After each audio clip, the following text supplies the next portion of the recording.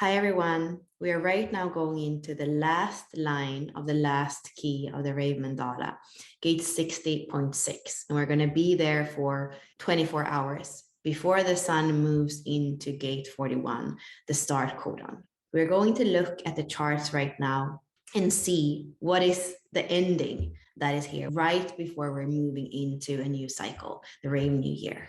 This is the astrological chart where we see the sun in gate 60.6 right before it goes into the 41, which is the RAVE New Year. I like to use genetic matrix because we can see both the astrological signs and then the gates that are corresponding to the astrological signs on the inside. So what I do see here as well is a trine between Venus in Capricorn, Uranus in Taurus, and the moon in Virgo. Uranus has right now started to go direct again after I think it was 4-month retrograde. We have Venus that is retrograde here in the 38, and then the moon is the fastest planetary body. So it's not going to stay here in 40 for a very long time, but it's showing us the importance, I would say, of the earth element. If there is something that we should have learned in this last year around the wheel, it's about those qualities that we see in the earth sign. Virgo has a lot to do with health. Taurus as well has to do with that foundation that we need to be able to live, which is our body, which is those things that we cannot live without. And then Capricorn has to do with responsibility, and it's cardinal earth. So it's also about getting things done. And I would say seeing the sacred of the earth, and part of what we're seeing here where we are in the wheel with the codon ring of Gaia is the 60, the 61, and the 19, and that's where we have the sun right now. So an importance of the earth element is absolutely shown in this trine that you can see, the big blue triangle. I want to use the gene key chart to show you the potential. I would say this is the result of the year. This is where we're stopping. So what is it that we are shown here in the very last line of the whole mandala? I am drawn here directly to the pearl, the freedom, in the 5th line. And the duality of this plane is that freedom is also part of not freedom, right? So the question here in the pearl, the essence of this year has been about freedom or not, about your power or not. The way that we see it in the gene keys is that we say that the low frequency here is victimization, but I almost like to see it better and more simple, freedom or not. I also feel it's interesting and important that at the end of every year, we're ending here in the 60, which the highest frequency is justice. So there is a balance, a divine balance, and we cannot not end in balance at the end of the year. We see that the core wound that is activated right now is the 50.1. So here is to go deep, deep, deep into the foundation and deep into what's hidden, first line, and pull out the corruption. That's what the 50 is about. Can we be honest enough? Can we go to the places, even when there is terror, to look at what's actually there, what's actually being done in the lineage back? Like it might feel like it's too late, but do we dare to go there? And do we dare to feel it in our bodies, in our bones, the physicality of the first line? We look at the SQ and it says it's all about community. And it's all about how you can be that divine trickster in the community. The 26 is part of the channel of the transmitter. So it's how can you be in the community where you're belonging, and how can you get your message through? And the 4th line says, I'm not going to speak if I can't get my truth across. That's inherent. And the same thing with the 26. It's only going to be a salesperson when it knows that it can sell, that it can almost hypnotize people. We're speaking about this archetype, the 26 in the 64 doors, calling it the hypnotist. I believe when I look at the 11.6 and look back at the year as well, there have been all kinds of archetypes this year, and some of them have been quite obscure. And what about idealism? Well, I guess that there is something here with the 11 and part of the abstract in the chart, in the human design chart, that I believe that there has been quite a lot of subjectivity this year. And it seems like when we're looking at the year, the archetypes that we see and the way that we interpret things can very much vary from one person to another. And here in the EQ, it's asking us to, I would say, accept all the different archetypes that have come to teach us, to show us something this year, whether it is light archetypes, angelic archetypes, or quite dark archetypes from the underworld or from our psyche. And to have this reverence and respect for all of them, and knowing that in the range of emotions and emotional responses that we can have as humans, they're all the colors and all the densities. And then I see the 38.4 here in the IQ. So again, there is about an influence here that comes from you getting your truth across to the other. I also feel here, when we see the shadow frequency, there has been a lot of inflexibility.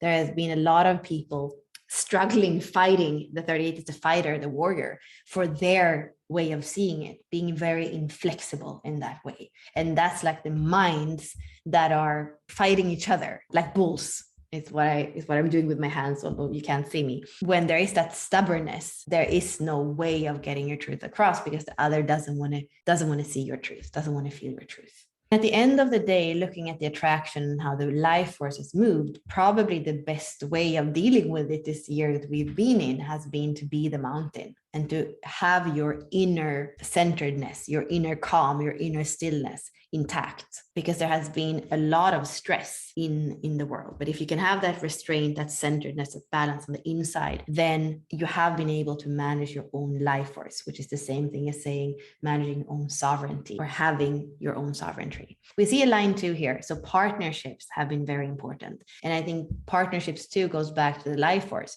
When you have somebody that you can circulate your energy with, like everything from the most dense and animalistic to the heart, to the creator mind, the spirit that I always speak about. If you've had a way of regenerating your energy and circulating it and sharing it with somebody else this year, that has probably helped you enormously. I know that last year in the lockdowns, there were a lot of people that were really struggling because they were isolated and they didn't have a partner, they didn't have somebody, and they were not used to not be able to have that closeness with the other. And that goes down also to the purpose. We see that that's also a second line that speaks about partnership and nurturing. That is super important. And it's a second line is also about fluidity. So it says that it's not about fixed and being stuck in a partnership. There is this fluidity, this passion, this when we come together, we can nurture as humans. And the 27, it's like the pod mind, like together. We are making it like the dolphins. They're not going to let one dolphin die. They're living in pods. It's tribal in its sense, but it's about caring for others and the well-being of the whole. And where else can we go? The radiance. How big is your aura right now? How much do you radiate right now? That's going to have to do with some of the risks that you dare to take. But the risks are the risks that are in alignment with your purpose. How many risks did you take this past year from January 2021 that were aligned with your purpose, that were aligned with your flow and aligned with those partnerships that are important for you? Because that's what's going to have created and create forward the core stability. This is the pathway of core stability. It's not written here, but it's the core stability. So how well you nurtured in partnership and how many risks you were able to take that were in alignment with your purpose, it's going to have anchored you. And that anchoring is what then is going to allow the life force to flow through and give you the ability to share it with others. And there are two spheres that we haven't spoken about yet, and that is the culture and the evolution. So part of what has been the biggest challenge in this past year has been the distractions and the chatter, we could say. The 56 is a channel together with the 11, and it's abstract. So here as well, there might not be so much objectivity in a way, it's abstract. So the way that we can have been distracted this year can be many. And even a way sometimes distracting ourselves from the fear or from the craziness, using different things to numb, is absolutely part of what's been the challenge this year. And it's asking us again, because we're ending on the 6th line, always we're ending in the 6th line, because that's what comes before the 41.1. It is to see the bigger perspective, and it is to recognize all these different ways, all these different lines that maybe we have been in distraction, but also the different lines where we have been able to truly enrich ourselves and take those risks that were aligned with our purpose and nurture in partnership and circulate our life force and get our message across and be part of daring to look at the parts that hurt so that we can pull out the corruption and dare to face all the archetypes of our psyche, in our emotions, in our relationships. And also be a light warrior for the things that matter to you. Super connected in this channel, the 2838, where we can be fighters when it's something that's worth fighting for. And then the culture right now, it's a culture revolution.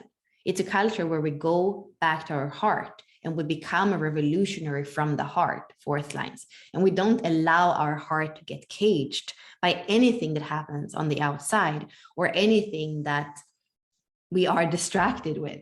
We come back to this higher principles of, this is the 49, which is in the emotional center. And it asks that the principles are, the human principles are respected, the way that we have lived respecting each other in communities, where in a family, we get to set our principles and standards. And in a village, in a town, in a country, there is a sovereignty in this 49 that says we get to set the principle, and those principles are coming from the heart. And that's a revolution, because a lot of the principles and rules that have been set have come from corruption, have come from the mind. But this is a coming back to the emotional center, and very much for what I was showing before. When we look at Taurus, Capricorn, Virgo, it's about the well-being.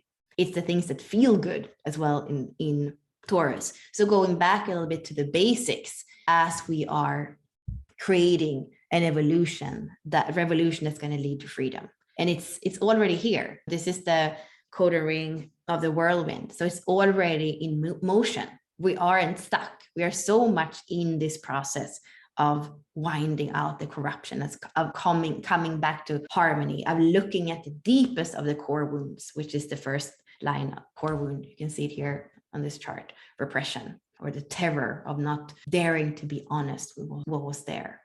So it's all in the works. I hope that was illuminating. Thank you so much.